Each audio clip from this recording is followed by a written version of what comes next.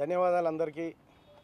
ఇవాళ వరంగల్, నల్గొండ, ఖమ్మం పట్టభద్రుల ఉప ఎన్నికకు సంబంధించినటువంటి పోలింగ్ జరుగుతూ ఉంది. పోలింగ్ పరిశీలనలో భాగంగా వరంగల్ ఆర్ట్స్ కాలేజీలోకి రావడం జరిగింది.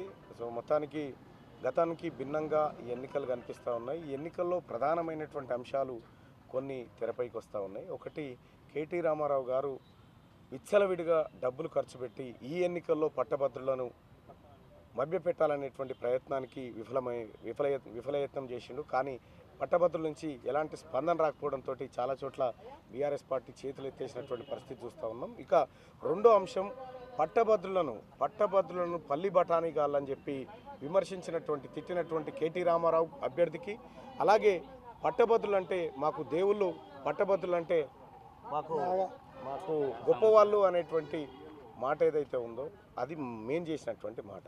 ఇక్కడ పట్టభద్రులమో